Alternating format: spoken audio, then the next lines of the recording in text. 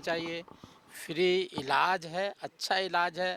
जब डॉक्टर जवाब दे देता है कि इस पे हम कुछ नहीं कर सकते, उसके बाद में इन बुकों के माध्यम से मुझे लगता है जीवन बच सकता है। और एक मैंने भी सुना है, पेशेंटों के द्वारा भी सुना है, वो सबको संतुष्टि भी है, खुशी भी है। और जिसको जीवन मिलता है दूसरा व्यक्ति भगवान की तरह दिखाई देता है, इसलिए बीआरसी वाले भी भगवान की तुल्य दिखाई देते हैं। अलग खुशी सी लहरा जो चुनाव है, और देखा जाए कि जिस तरीके से निगम में, उसके लिए क्या कहना चाहेंगे? आपके चेहरे पे एक नगर अलग निगम में पूरी भारतीय जनता पार्टी की सरकार बनेगी। हमने 8 महीने के अंदर वो करके दिखाया है जो हम करीब करीब 27 साल से देख रहे थे। कांग्रेस की 15 साल सरकार रही, 11-12 साल इनकी सरकार रही है।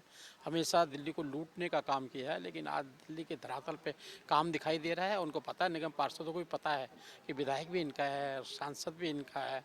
3 इंजन की सरकार बहुत तेज़ी से चलेगी और उसके लिए भारतीय जनता पार्टी विजयी होगी। सर, देश के प्रधानमंत्री को धर्मपुत्र का दर्जा दिया गया है, थोड़ा सा उसके बारे में, और ये अंतिम सवाल है क्योंकि समय आप पुराने कल्चर था, जैसे नीम है, गिलोय है, हल्दी है, अश्वगंधा है, या शतावर है, या वीट ग्रास जूस है, इन्हीं चीज़ों का प्रयोग किया और लोगों की डाइट ठीक करवाई और लोगों ने खुद देखा स्वयं ठीक होने शुरू हो गए।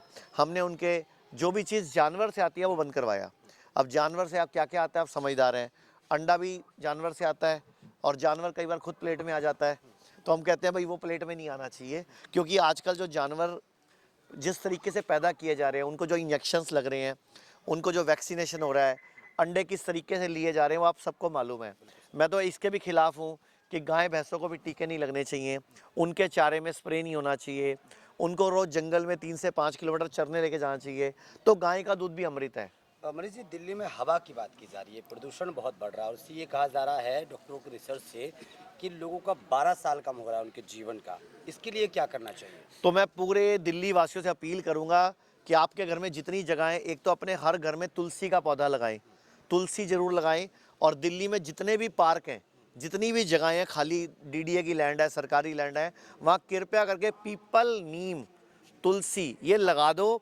दिल्ली के पोल्यूशन की समस्या ज़िंदगी भर के लिए ख़त्म हो जाएगी।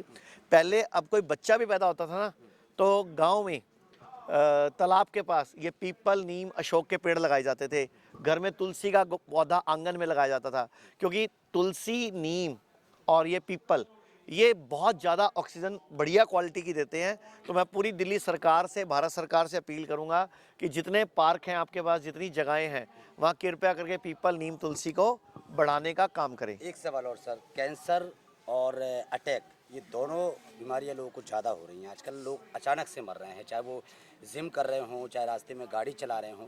और कैंसर की समस्या सबसे ज़्यादा है, ब्रेस्ट कैंसर है या तमाम महिलाओं को बढ़ रही है। इसको लेकर क्या कुछ करना चाहिए दोनों को?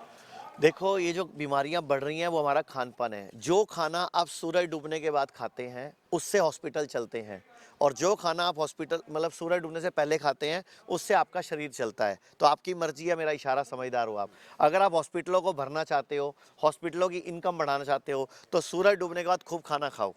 और अगर आप अपना शरीर, अपना परिवार बचाना चाहते हो, तो सूरज डूबने के बाद खा ना करो, और 6 दिन खाओ, 1 दिन मत खाओ। मेरी पूरे भारत से अपील है। बच्चों के अंदर जो कमियां देखी जा रही हैं, उसको लेकर क्या कुछ कहेंगे? क्या ये जो आजकल खान पान के साथ साथ जो आईवीएफ चल रहा है, इसको लेकर भी कोई प्रभाव पड़ता है? देखो, मैं तो ये चाहता हूँ कि आईवीएफ होना ही नहीं चाहिए। ये बांझपन कोई रोग नहीं है। भगवान तब तक प्रेगनेंसी नहीं देता जब तक उसको विश्वास नहीं होता कि बच्चा स्ट्रेंथन पैदा नहीं होगा, मतलब बच्चा सॉलिड स्वस्थ पैदा नहीं होगा, तब तक भगवान प्रेगनेंसी नहीं प्लान करवाता। लेकिन वो प्रेगनेंसी ना सोच के हम उसको सोच लेते कि मैं बांझ हो गई, मेरे बच्चा ही नहीं हो रहा। तो आप अपनी बॉडी का पंचकर्म कराओ, डिटॉक्स कराओ, कुछ डाइट ठीक करो, तो अपने आप प्रेगनेंसी हो जाएगी। आपको आईवीएफ की ज़रूरत नहीं पड़ेगी। हम लोगों ने आयुर्वेद में गर्भ शुद्धि, बीज शुद्धि, गर्भ संस्कार, ये सारे प्रोजेक्ट शुरू किए हुए हैं। हमारे पास सैकड़ों ऐसे लोग हैं जिनके 2-2, 3-3 आईवीएफ फेल हो गए थे और वो माँ बन चुके हैं। ऐसी भी लेडीज़ हैं हमारे पास जिनको यूट्रस में, सर्विक्स में कैंसर था, कैंसर को भी हराया और लेडी बच्चे की माँ बनी है। प्रेग्नेंट भी है आज की डेट में कुछ लेडीज उसमें से। ये सब सारा खेल इच्छा शक्ति का, सही डाइट का खेल है। मैं सबको एक बात बोलना चाहूँगा, आयुर्वेद कहता है सर्वे रोगा अपि मंदागिनी ही अजीर्ण मलिने कुपित मल संचते। मतलब सभी रोग मंद अग्नि यानी कमज़ोर पाचन, यानी कि पेट ठीक ना होने से उत्पन्न होते हैं, यानी कि खाना हजम नहीं होने से। अब बॉडी के लिए खाना भी खाना है, सुनना भी खाना है, हवा भी खाना है, पानी भी खाना है, देखना भी खाना है, सोचना भी खाना है। अगर आपके दिमाग में स्ट्रेस है तो भी खाना हजम नहीं हो रहा, अगर आप बुरा देख रहे हो, बुरा सोच रहे हो तो भी खाना हजम नहीं हो रहा। तो अपना खाना हजम होने पे जोर दो। और पूरे भारत को एक चीज़ पे ध्यान देना चाहिए कि पेट रोज सुबह, आज भारत में लगभग 12-15 करोड़ लोगों को कॉन्स्टिपेशन की प्रॉब्लम है, कब्ज हो रही है। तो मैं सबसे रिक्वेस्ट करूंगा पेट साफ होने के लिए सुबह सुबह उकड़ू बैठ के बिना कुल्ला बिना ब्रश करे रात को 1 चम्मच त्रिफला भिगो के रखें, हरड़ बेड़ा आंवला उनको भिगो के रखें, सुबह उसको उबाल के आधा रजा पानी उसको उकड़ू बैठ के पिएं। भारत में किसी को कब्ज की समस्या नहीं रहेगी। ठीक है, थैंक यू। धन्यवाद। देखो, जो पैरालाइसिस की समस्या उसके पीछे मुख्य कारण ये है कि आजकल लोग गोलियां बहुत खा रहे हैं, ब्लड प्रेशर की गोली या डायबिटीज़ की गोली या एसिडिटी की गोली, दर्द, तो दवाइयों के साइड इफ़ेक्ट बहुत आ रहे हैं। और पैरालिसिस जो है ना वो एक कंडीशन है जो कि कई सालों की बॉडी को आपने अब्यूज़ किया, यानी कि आपने शरीर को कई साल दुखी किया, उसके बाद परिणाम के तौर पे आपको लकवे का अटैक आया। अगर आप शरीर को सहज तरीके से रखें, सूरज डूबने के बाद खाना ना खाएं, 6 दिन खाएं, 1 दिन नहीं खाएं, जब कभी नवरात्र हैं उपवास रखें, अगर मुसलमान हैं तो रोज़े ढंग से रखें।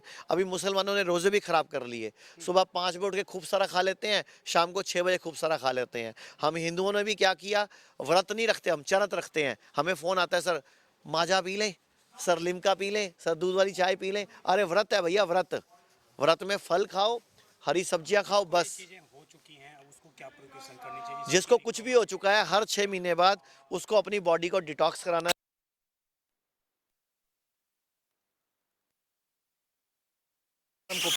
कि सभी रोगों का एक ही इलाज है, बॉडी के अंदर के कुपित निकालो, बॉडी को ठीक।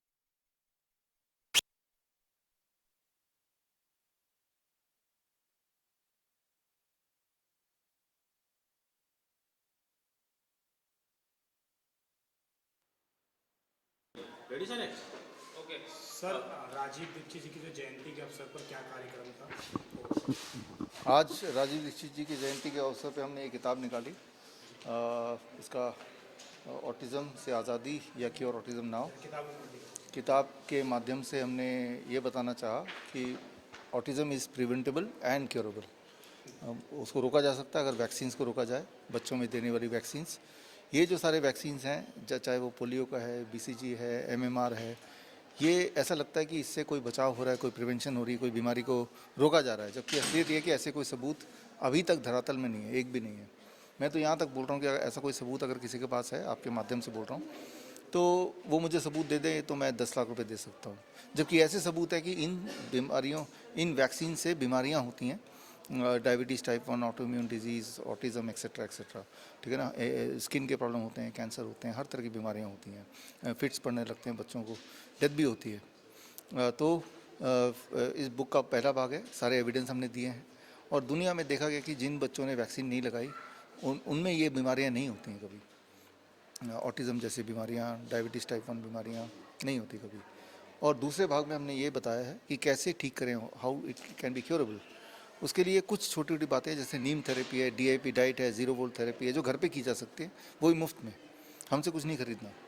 और तीसरी बात, ऐसे 1001 बच्चों को हमने ठीक किया है, उनका केस स्टडी इस बुक में डाला है।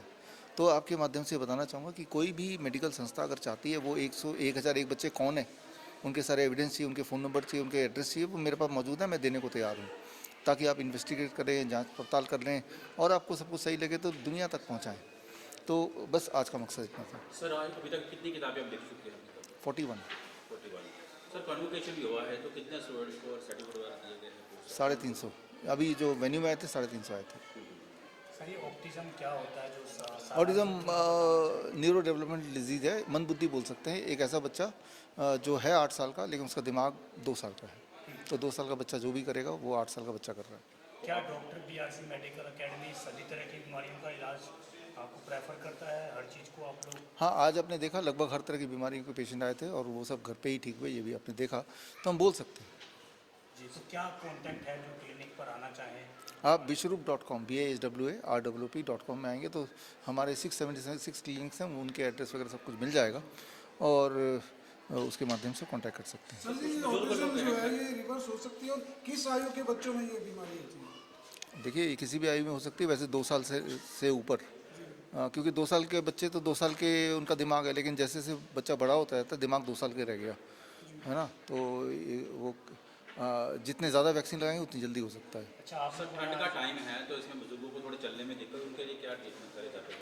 मैं तो बोल रहा हूँ कि DIP डाइट अप्लाई है और नंगे पैर धरती पे चलिए, 1 महीने की बात है, आपका जो दर्द वगैरह गायब हो जाएगा। आपने आज वैक्सीन की सब यात्रा निकाली, इसके पीछे आपका क्या मकसद था, क्या संदेश देना चाह रहे थे आप? हाँ, कि या तो वैक्सीन को छोड़ो, उसको अंतिम संस्कार कर दो, या फिर अपने बच्चे में होने वाली दिक्कतों का सामना हमें करना पड़ेगा भविष्य में।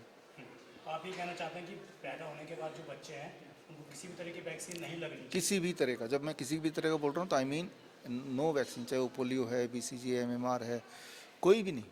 फिर गवर्नमेंट ने जो पोलियो अभियान चलाया, ये तमाम चीज़ें चलाई, फिर ये सारी चीज़ें, ये देखिए WHO के दबाव पे गवर्नमेंट चलाती है, गवर्नमेंट को अपने पैसे से मतलब है। लेकिन और उससे मुक्ति भी